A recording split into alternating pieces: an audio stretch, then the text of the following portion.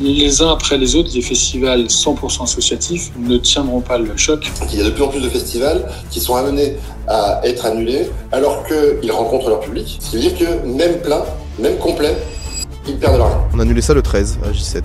On s'est dit non, stop, c'est plus possible. Les raisons, elles étaient essentiellement économiques parce que les coûts étaient juste beaucoup trop élevés. Si tu veux faire de l'argent dans la vie, faire un festival n'est vraiment pas dans le haut de la liste, quoi.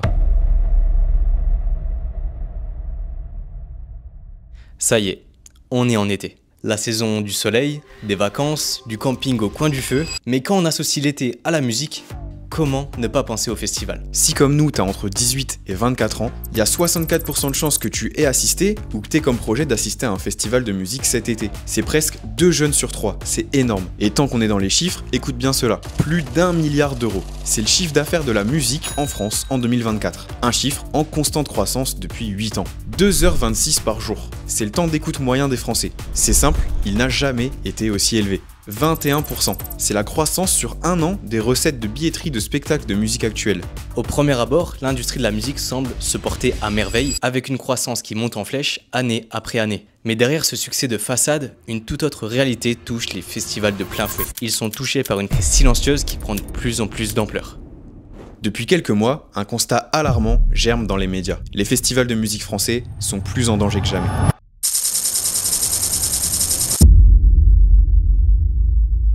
SOS Festival en détresse. Ces festivals font face à une crise historique. Le modèle économique notamment est en crise et diriger un festival de musique n'est pas une sinécure en 2025. Et donc les festivals sont en danger, allez-y, courez-y, mais sachant quand même que ce sont des monuments en péril.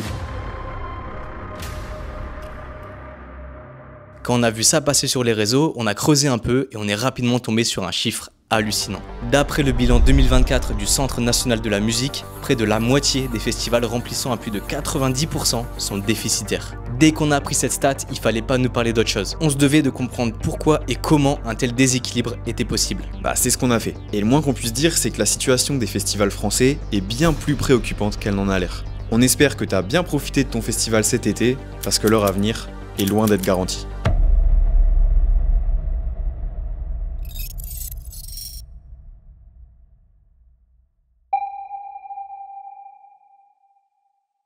Bon, les festivals, ça date pas d'hier. Vraiment pas. Les Dionysis.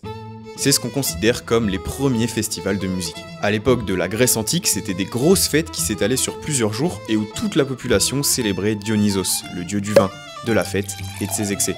C'était un des rares moments où toute la société athénienne se réunissait pour danser, chanter et se mettre des bonnes cartouches à coups de vinasse. Les riches se mélangeaient au peuple, ils côtoyaient les citoyens le temps d'un instant pour assister à des concerts ou des représentations théâtrales. Bon, on est encore très loin de ce qu'on connaît aujourd'hui. Il faut attendre 1954 pour se rapprocher de la formule moderne des festivals.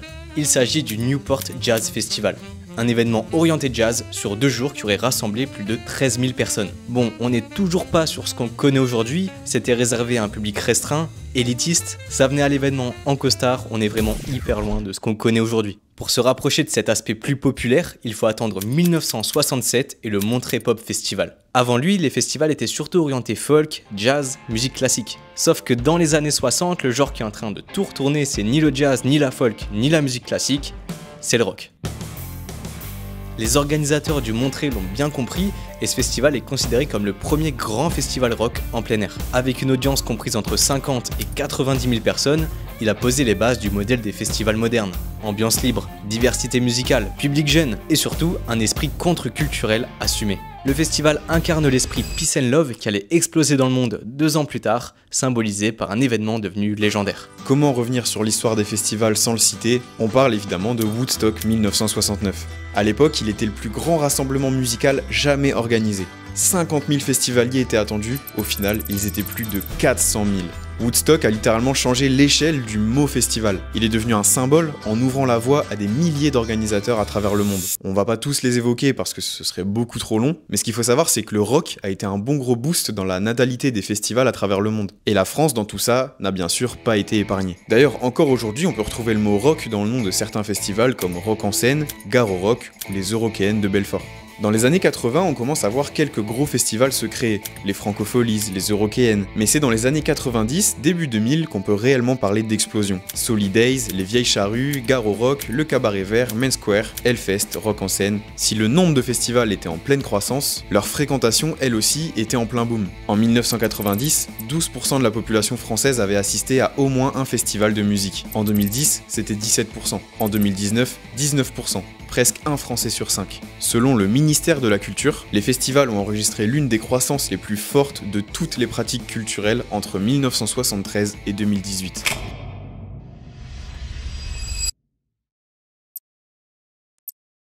« 17%. C'est le chiffre de 2023. 2 points de moins qu'en 2019, le même qu'en 2010. Pour la première fois depuis la naissance des premiers festivals français, leur fréquentation baisse. Mais quelles en sont les raisons ? La réponse évidente qui a dû te traverser l'esprit, c'est la pandémie. L'industrie du live qui a été mise en pause, etc. Bah non, c'est pas ça. Enfin, c'est pas que ça. Cette baisse de fréquentation n'est qu'un des éléments d'un constat grave. Les festivals de musique connaissent actuellement la période la plus difficile de leur histoire. Afin de nous éclairer sur la situation actuelle des festivals, on a fait appel à Stéphane Krasniewski, président du festival Les Suds à Arles et président du syndicat des musiques actuelles. Chaque année, il y a des festivals qui sont annulés. Chaque année, il y a des festivals, en tout cas, et de plus en plus évident, qui sont perturbés. Et du coup, est-ce que c'est vraiment, on va dire, sur les dernières années que vous observez ça ? Oui, non, c'est évident que la tendance, elle s'accélère, elle s'amplifie. Ce qui est plus inquiétant, c'est de voir qu'il y a de plus en plus de festivals qui sont amenés à être annulés alors qu'ils rencontrent leur public. L'an dernier, on avait au SMA la moitié des festivals qui ont fait le plein sur au moins un jour, et plus de la moitié des festivals ont été malgré ça déficitaires. Donc ça veut dire qu'il n'y a plus nécessairement d'adéquation entre j'ai trouvé mon public, je fais le plein et j'ai un modèle économique qui me permet de pérenniser mon activité. Ce que nous dit Monsieur Krasniewski, ça correspond aux chiffres qu'on vous a évoqués dans l'intro. Près de la moitié des festivals étaient déficitaires en 2024, alors qu'ils remplissent leur jauge à 90%. Si on se penche encore plus en détail dans l'étude menée par le CNM, on remarque que parmi leur panel de 877 festivals, 80% d'entre eux déclarent rencontrer des difficultés, majoritairement financières. Ce qui est paradoxal, c'est que d'après le bilan 2023 du blog Tous les festivals, qui ont interrogé 125 festivals de plus de 10 000 spectateurs, 85% d'entre eux ont déclaré avoir effectué une édition record. C'est fou, c'est presque contradictoire. Et ce qui est réellement choquant, c'est qu'en 2025, le sold out n'est plus synonyme d'équilibre. Avant le Covid, pour vous donner une idée, un festival avait un seuil de rentabilité qui se situait aux alentours de 95%. Certains c'était 93, d'autres 98. 5 ans après, donc après le Covid, on a tous pris 5 points, ou perdu plutôt, 5 points de rentabilité. Ça veut dire quoi ? Ça veut dire qu'un festival qui atteignait son seuil de rentabilité à 95% avant le Covid, aujourd'hui, c'est 100%. Celui qui était à 98%, eh bien, il a 103%. Ce qui veut dire que même plein, même complet, il perd de l'argent. Avant de chercher les raisons concrètes des difficultés économiques rencontrées par les organisateurs, on a d'abord voulu comprendre quels étaient les risques majeurs quand on organise un festival en 2025. Bon, là, on est en été, j'ai envie de dire que le premier risque, c'est malgré tout celui des aléas climatiques qui ont tendance à s'accélérer, que ce soit la canicule, que ce soit les orages violents. Et ça, évidemment, qu'on a toujours vécu avec, mais là, la probabilité est de plus en plus importante, à tel point que certains événements ont du mal à se faire assurer. Il y a également un risque réglementaire qu'on ne peut pas négliger. Les règles de sécurité ont augmenté, les règles également relatives à la diffusion du son dans l'espace public ont également fortement évolué et représentent une épée de Damoclès au-dessus de la tête de tous les organisateurs de spectacles.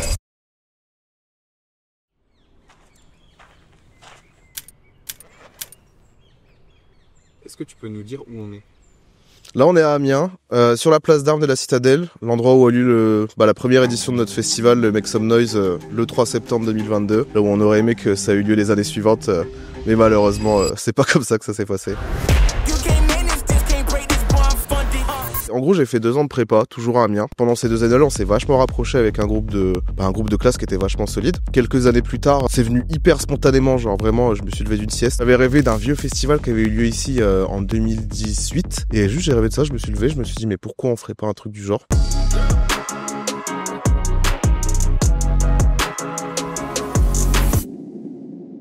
Niveau du public, des autorités, tout ce que tu veux, ça a été un retour vachement positif, unanime je dirais même. On a directement planifié une prochaine édition, validé une date avec les autorités, etc. Pour, je crois, dans le mois qui a suivi la première édition, annoncer qu'on était l'année suivante, sur 2 jours. Donc grosso modo, 2023, ça avance lentement mais sûrement. C'était pas facile parce qu'on avait encore un budget très restreint niveau programmation, mais on prog quelque chose de vraiment cool quand même. On a Kekra et Rimka en tête d'affiche. On l'annonce courant juillet. La hype elle est là. Les gens sont confiants. Les artistes jouent le jeu aussi en partie. Donc ça avance. Ouais, J15. Je reçois un courrier chez moi. Une sorte de courrier de la mairie qui me parle d'un décret.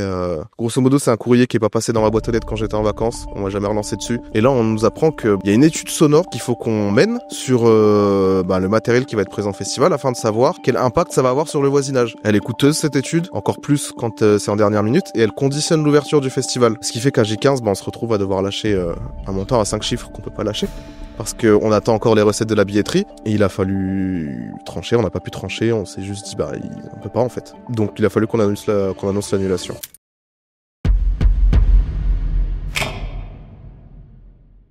Cette annulation, causée par une raison technique, a littéralement annihilé l'avenir du festival. Ils ont retenté d'effectuer une seconde édition en 2024. Le problème, c'est que cette annulation, elle leur a coûté très cher, que ce soit un manque de confiance des gens et surtout un gros trou dans la trésorerie. On a annulé ça le 13 à J7. On s'est dit stop, c'est plus possible. Les raisons, elles étaient essentiellement économiques. Quand t'annules un event aussi gros qu'un festival, forcément, t'as des coûts qui vont pas revenir déjà. La quasi-totalité des acomptes qu'on a fait des artistes, ils reviennent pas. Enfin, les subventions aussi qu'on a touchées et qu'on a dépensé, elles veulent revenir. Il y a certains acomptes aussi, je pense aux boîtes de sécu. Je pense que malgré tout, l'avenir nous a prouvé que c'était un coup fatal, la première annulation. Nous, la fragilité financière dès le départ de l'association a fait que, je pense qu'après 2023, en vrai, ça sonnait déjà le glas du festival.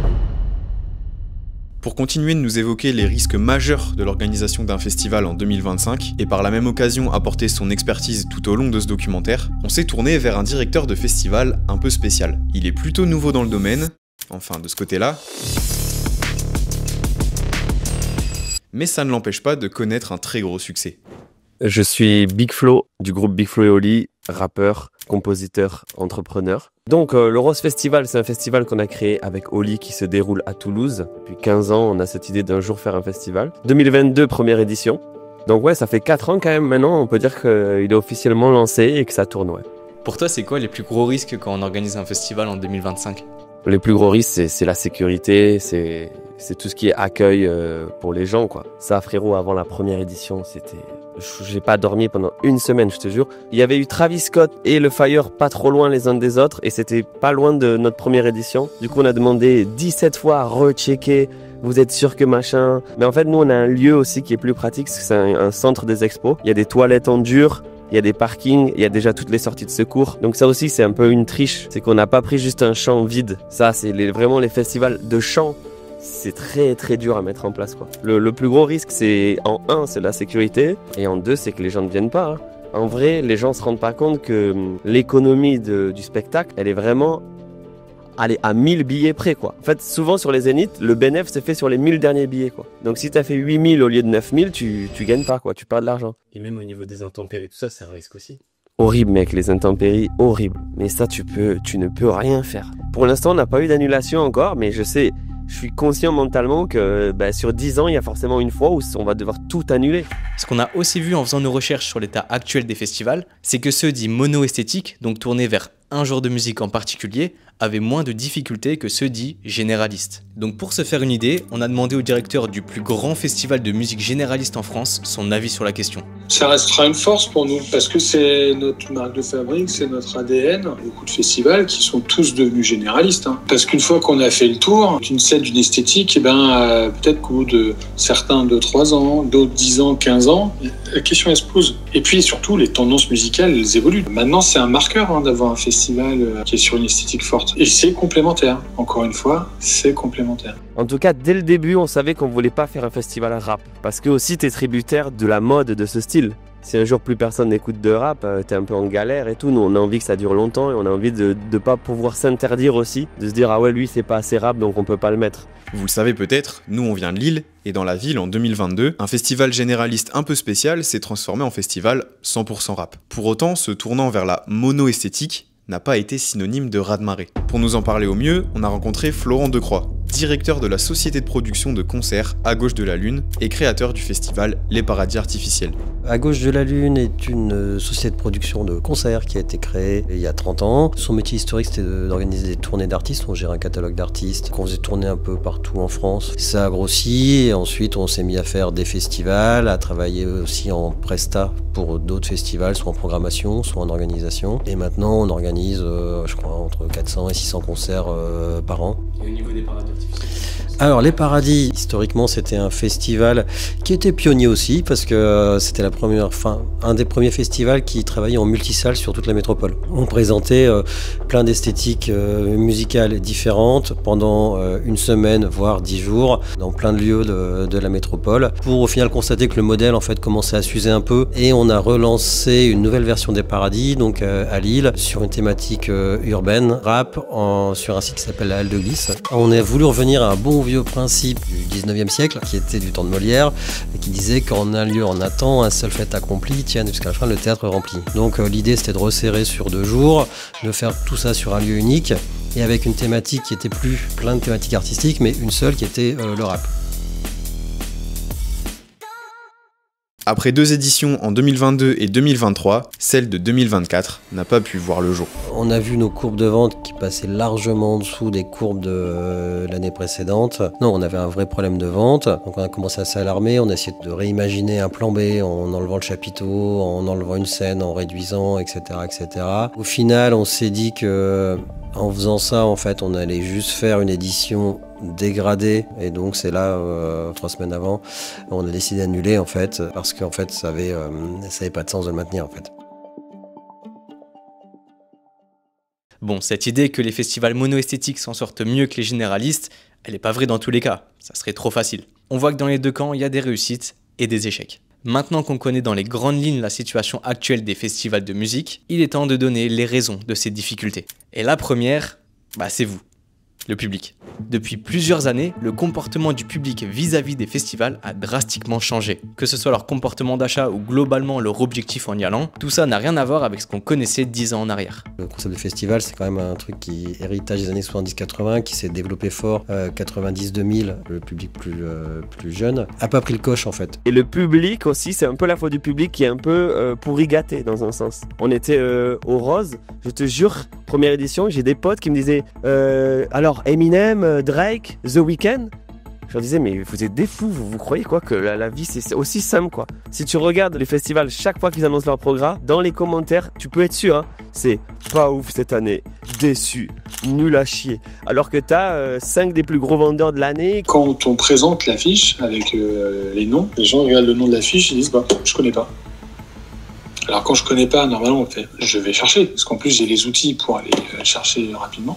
Mais même pas. En plus, le public, ce qui est génial, entre guillemets, c'est qu'il est trop imprévisible. Je sais qu'il y a des festivals, ils ont mis des gros noms et ils s'attendaient à une explosion de folie et ça n'a pas pris, ça n'a pas marché, c'était pas le bon nom, pas le bon moment et ils ont flop. Je pense qu'une année de festival qui flop, tu peux en manger 2, mais pas plus. Hein. Tu sais, la nouvelle génération, mais là, je sais pas assez, c'est à vous de me dire, mais tu sais, les boîtes de nuit, ça les a un peu saoulés. Je crois que les festivals en mode la boue, le risque qu'il y a d'avoir des relous. Je crois que la nouvelle géné elle a envie d'être posée et d'être sûr d'avoir un bon truc quoi. Donc c'est pour ça que notre festival il est hyper facile. Tu viens en tram, tu repars en tram, tu dors chez toi, tu reviens le lendemain ou pas. Il n'y a pas de boue, il n'y a pas à marcher. Ce qu'on a fait, c'est qu'on a contacté Théo, a.k.a. Lapart sur YouTube. C'est un festivalier aguerri à ses heures perdues et il nous a donné son point de vue concernant toutes ces questions. Je fais des festivals depuis bientôt 10-12 ans et j'ai dû en faire sûrement une trentaine. Et toi, comme t'es de Toulouse, tu préfères les festivals en ville ou plutôt dans la nature ? Moi, en tant que DJ techno, ce sera toujours le en ville et le hangar, quoi. Le fait que t'es en ville, tu sais que t'as 1 ou 2 métros à prendre et puis t'es à la maison, quoi. Ah, le confort, c'est... surtout quand t'es en festival. Nous qui parlons de festival, moi, je me souviens des premières fois que j'ai fait mes premiers festivals. T'es à la tente sous 35 degrés pendant 3 jours. Il y a la queue pour aller se doucher, il y a la queue pour aller aux toilettes, il y a la queue pour aller acheter de la bouffe. C'est une ambiance, hein. Après, moi, j'ai surkiffé ça, perso. Mais moi, refaire un festival à la Gare Rock avec plus de 100 000 personnes autour de toi et des tentes partout, des mecs qui font de la cornemuse à 4h du matin alors qu'ils essaient de dormir et tout, je sais pas si je serais toujours chaud. Tu sais, j'ai plus cette fougue, cette lueur que t'as quand t'es vraiment jeune et que tu commences à faire des festivals, à vouloir taper des festivals de 4, 5, 6 jours d'affilée sans s'arrêter, quoi. Et est-ce que tu penses aussi qu'avant les gens ils allaient en festival pour découvrir des nouveaux artistes, alors qu'aujourd'hui ils y vont que pour voir ceux qu'ils connaissent déjà? Ça c'est vrai, ça par contre c'est un défaut que je trouve, et une hypocrisie même je veux te dire. Souvent on me dit ah ouais c'est trop bien les festivals pour découvrir, parce que ça fait bien de dire cette phrase, mais vous êtes des menteurs.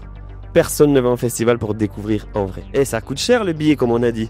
Tu vas pas leur faire payer 70 balles si c'est pour voir des mecs qu'ils connaissent pas. Ils ont beau aimer découvrir, ils iront découvrir ailleurs. Hein. Effectivement, Big Flo, le billet, ça coûte cher. En 10 ans, le prix des festivals a augmenté de 60%, soit 3 fois plus que l'inflation sur la même période, estimée elle à 20%. D'après le bilan 2023 du blog Tous les festivals, 75% des festivals interrogés doivent augmenter le prix pour leur prochaine édition. C'est un dilemme à la fois pour les organisateurs, mais aussi pour le public. Certains ont doublé le prix de leur place en quelques années, quand d'autres n'augmentent presque pas. Du côté du public, évidemment que ces augmentations, elles ont un impact. Ils ne peuvent plus consommer de la même manière les festivals et doivent donc parfois faire des choix. Plus tu montes le prix des billets, plus tu peux mettre des gros artistes en fait. Comme je t'ai dit, on gagne même pas d'argent, donc souvent les gens ils sont en mode eh ben ils se régalent, ils se font pas chier à monter les prix. Mais si on monte les prix, c'est parce qu'on va avoir des plus gros artistes. Si encore à la limite ça nous faisait gagner énormément de thunes, voilà, je serais content. Mais là, monter le prix pour les gens et en plus pour nous, on gagne même pas d'argent. En fait, personne ne gagne dans cette histoire, quoi. Tu vois, si on veut faire venir un Travis Scott un jour, la place, c'est obligé, elle devrait être à 85 le minimum, quoi. Entre 85 et 90 balles. Est-ce que ça t'est déjà arrivé de renoncer à aller en festival à cause du prix du billet? En vrai, ouais. C'est pas que j'ai renoncé à cause d'un prix d'un billet, mais disons que j'ai ralenti ma consommation de festival, on va dire. Et sans même en faire moins, je cible plus. En vrai, moi, j'aurais eu tendance à être capable de mettre jusqu'à 100 balles pour un festival de 2-3 jours, tu vois. Voire plus. Peut-être 130, 140, 150, mais maintenant, je les mettrais sûrement plus. D'un côté, t'as pas forcément envie de mettre plus, s'il n'y a pas forcément plus de qualité. Enfin, c'est un dilemme. Les prix ont augmenté à mort. Les prix ont explosé. Évidemment, ce prix des billets qui flambe ne vient pas de nulle part. C'est le symptôme d'un environnement global qui est en train de connaître une inflation inédite. Déjà, on peut commencer par évoquer l'augmentation des coûts matériels et techniques. Selon le Centre national de la musique, entre 2019 et 2022, les prestations techniques ont connu une augmentation de 134%. Un chiffre parfois justifié pour certains domaines et beaucoup moins pour d'autres. On a des réglementations sécuritaires qui sont toujours aussi fortes que depuis 2015-2016 avec les attentats. Donc avec des coûts sécuritaires qui ont monté depuis, mais qui ont été accompagnés pendant 2 ans, qui ne sont plus accompagnés, sauf qu'on est toujours en vigilance écarlate quand même. Donc on a les mêmes coûts très importants de sécurité. Les scènes, le matériel, les denrées, le personnel, donc tout a augmenté. Alors de manière justifiée, conjoncturelle et justifiée pour les salaires, certaines prestations et autres. Il y a d'autres choses qui ont augmenté, qui sont complètement justifiées et qui étaient opportunistes. Sur les coûts de transport, des coûts de location de matériel qu'on utilise depuis 10 ans, on a pris 30% et il n'y avait pas lieu, sauf qu'on est tellement dépendant et ils savent très bien qu'on a besoin de ce matériel. Nous, on est arrivé en 2022, donc on a déjà démarré avec les prix au plus haut, quoi. Par contre, sur nos zéniths, on a bien vu, on a dû monter les prix, tout avait augmenté de 30% environ, quoi, tu vois. Et là, ça ne s'arrange pas, hein. Ça ne baisse pas. J'espère qu'à un moment donné, ça va redescendre, mais avec le Covid, j'ai jamais compris ça, pourquoi, mais bon.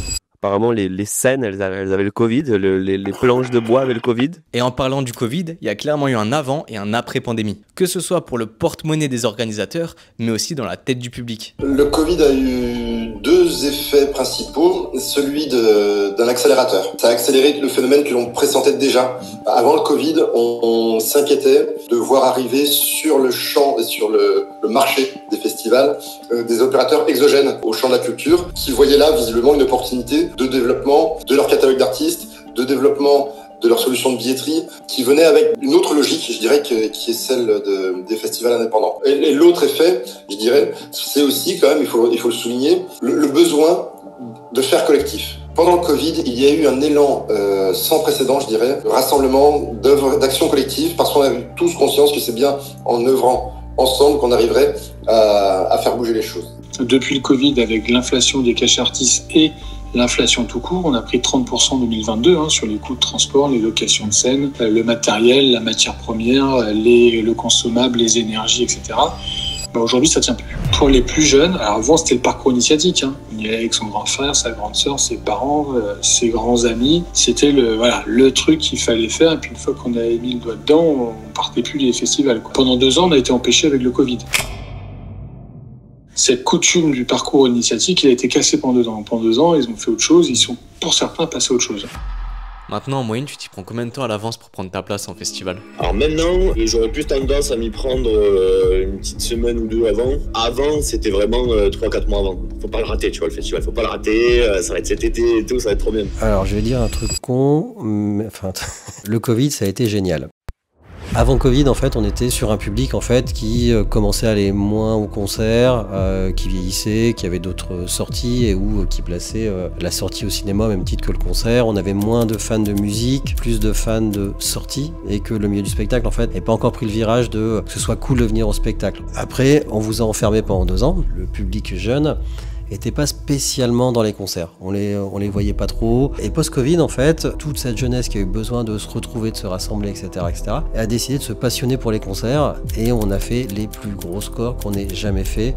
Non, effectivement, le Covid, ça a été une période très dur, très compliqué. Mais sous certains aspects, en fait, ça a quand même un peu rebattu l'écart de la fréquentation des concerts, de qui vient au concert et comment on y va. Et est-ce que ça s'est fait au détriment des festivals du coup? Non, parce que en fait, je crois que les festivals ont aussi profité de ça. En fait, post-Covid, en fait, les festivals ont plutôt bien fonctionné. C'est après, en fait, où ça a commencé à devenir beaucoup plus compliqué. C'est devenu beaucoup plus compliqué, puisque si les festivals sont en pleine crise, les concerts, quant à eux, se portent beaucoup mieux. À tel point qu'en faisant nos recherches, on a remarqué qu'ils sont l'une des raisons de la crise des festivals. Et bien plus que ce qu'on pensait. La multiplication des méga concerts en stade, arena ou zénith fait du mal aux festivals. C'est simple, il n'y a jamais eu autant de shows au Stade de France, dans les zéniths et dans les arénas. En 2019, il y a eu 7 concerts au Stade de France. En 2025, c'est une quinzaine. Avant le Covid, les shows là-bas n'avaient lieu qu'une année sur 2. Désormais, c'est tous les ans. La hype immense des concerts se fait au détriment des festivals. Avant le Covid, la saison des stades et des arénas, finalement, elle s'arrêtait avant l'été. Pour rattraper les concerts annulés, toutes les dates reportées pendant le Covid, les promoteurs, les organisateurs, les producteurs ont, dès 2022 ou 2023, je sais plus, programmé dans les stades et les arénas les artistes qu'ils n'avaient pas pu faire en 2020-2021. Et à partir de là, ils ont vu une opportunité. Les collectivités se sont dit, c'est là aussi pour nous une manière de mieux rentabiliser nos investissements.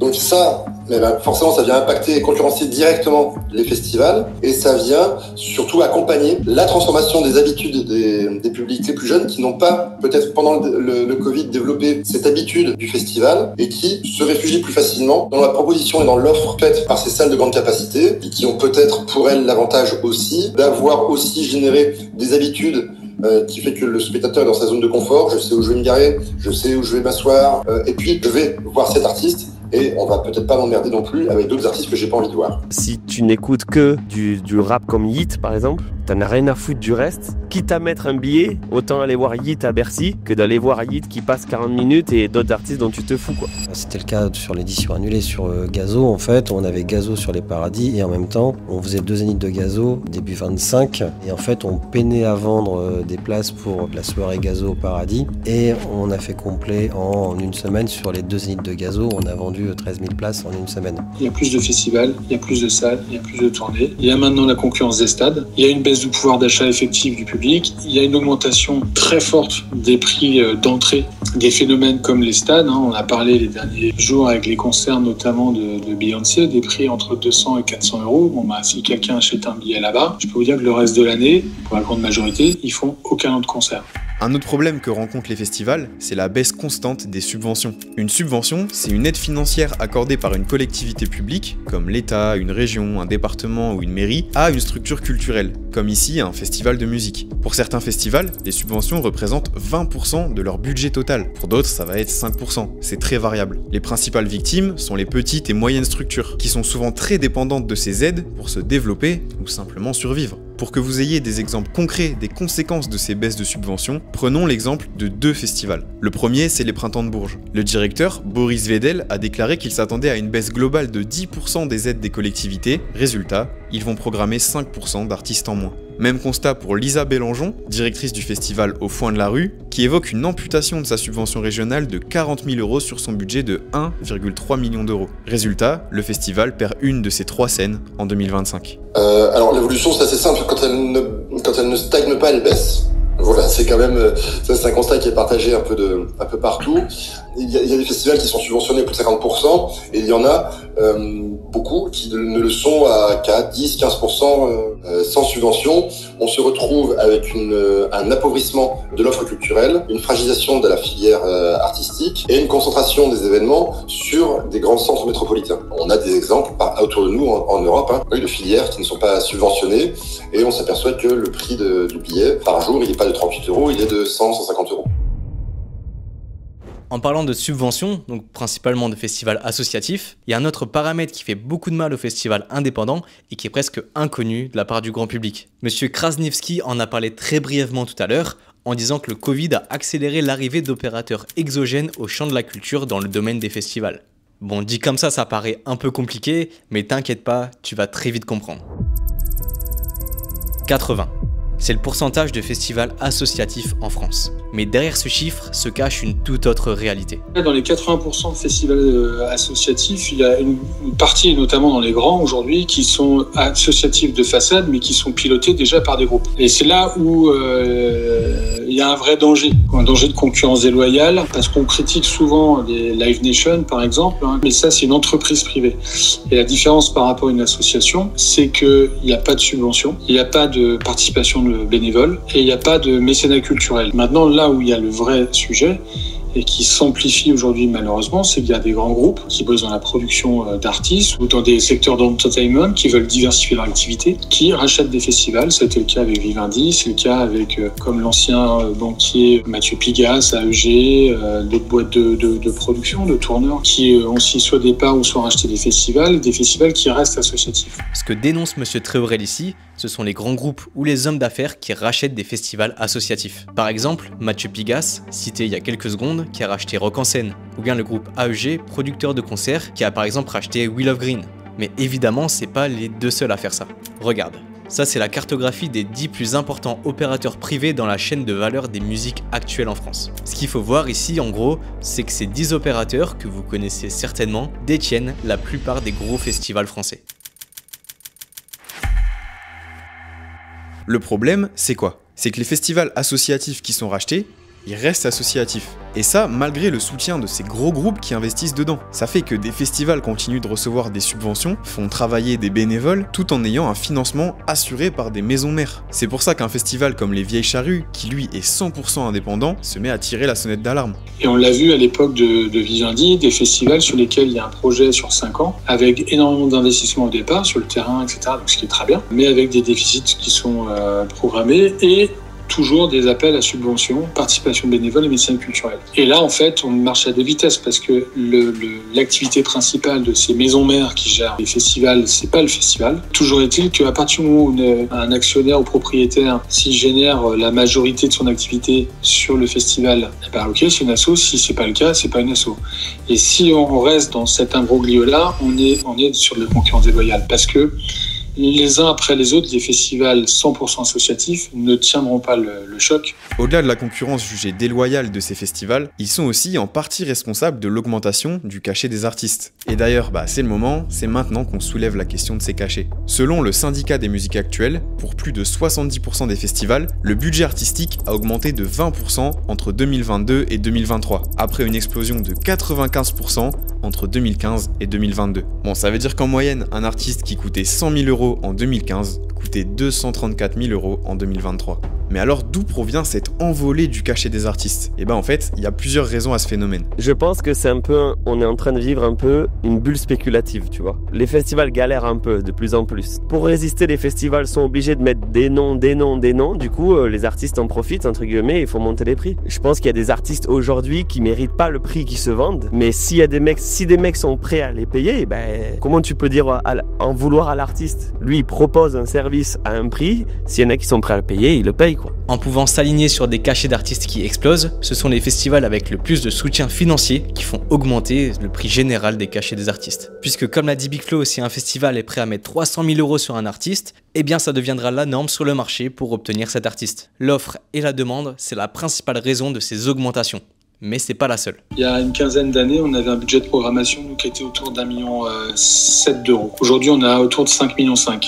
pour la même chose. Même nombre d'artistes, et ça peut être les mêmes. On voit aussi d'une année sur l'autre des cachets, on va payer 50 000 un artiste et 2 ans après, on va le payer 200 000 ou on va nous demander 300 000 ou 400 000 parce que certains vendent plus. Il y a aussi l'influence des réseaux sociaux. On voit des fois certains artistes qui, avec un morceau sur un trend qui va exploser, qui va aller remplir une grande salle à Paris alors qu'il n'aurait jamais rempli d'habitude, mais que c'est peut-être une comète, ça va redescendre derrière. S'il remplit un Bercy, on va nous demander de payer en gros 2 fois plus cher parce que ça vaut un Bercy. Sauf que ça vaut sur un one shot, et c'est pas parce que ça vaut un Bercy une fois à Paris que on va vendre l'équivalent en province. Et là, on le voit déjà cette année sur plusieurs artistes. La notion pour les programmateurs, elle est pas simple parce qu'on programme 1 an à l'avance. Donc, c'est de savoir si à un instant T, ce morceau-là, avec cet artiste-là, dans 1 an, il va être encore au même niveau, il va être au top, il va redescendre, etc. En vrai, c'est un peu comme Football Manager, hein. Si vous avez joué à ça, là par exemple, on a fait un coup, entre guillemets, même si... Mais genre Théodora, on l'a calé il y a 7 mois, 8 mois. Et moi, on savait avec Oli que ça allait péter, tu vois, donc on a dit on va la caler vite.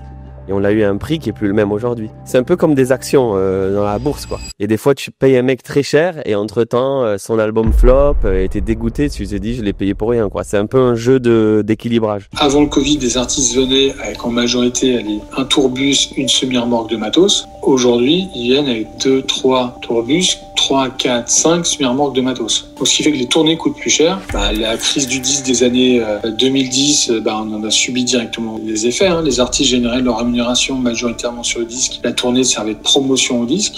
Le rapport il s'est inversé. Aujourd'hui, ils génèrent quasi tous leurs revenus que sur le live et la grande partie c'est sur les festivals. Il faut savoir que quand on paye un cachet, je sais pas 500 000 ou 1 million, on va avoir 100 000, 200 000 de SACEM en plus à payer, en plus du cachet, pour souvent les mêmes mecs qui sont sur scène. Donc nous au Charrue c'est 1 million de taxes SACEM en plus des 5 millions de cachets. Donc à un moment donné, ça marche plus.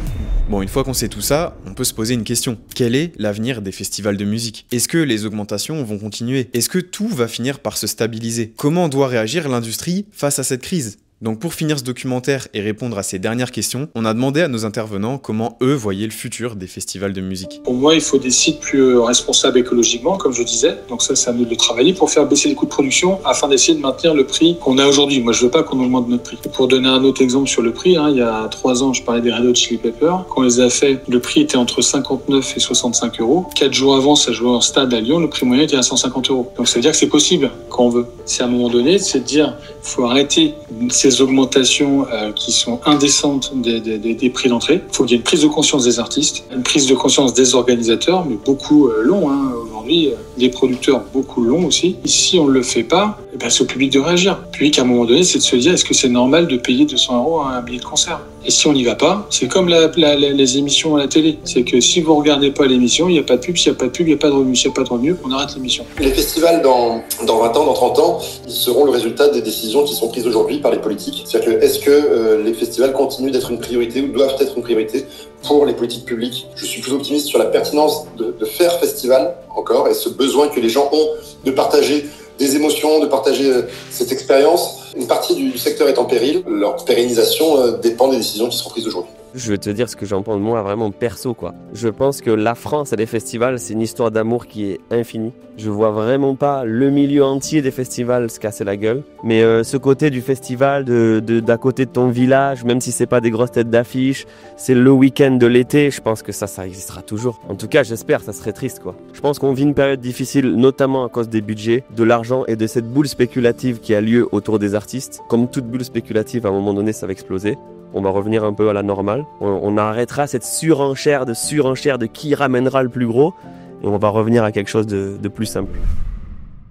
Voilà, on espère que cette vidéo vous a permis d'y voir plus clair dans la situation difficile traversée par les organisateurs de festivals en 2025. C'est une vidéo différente de celle de d'habitude, où on a voulu rencontrer les différents acteurs de ce milieu pour vous en parler le mieux possible. N'hésitez pas à nous dire dans les commentaires ce que vous en avez pensé, savoir un peu si vous kiffez ou pas ce genre de vidéo. Vous pouvez vous abonner pour nous soutenir et soutenir la chaîne. Et surtout, on n'oublie pas, restez scriptés les refs.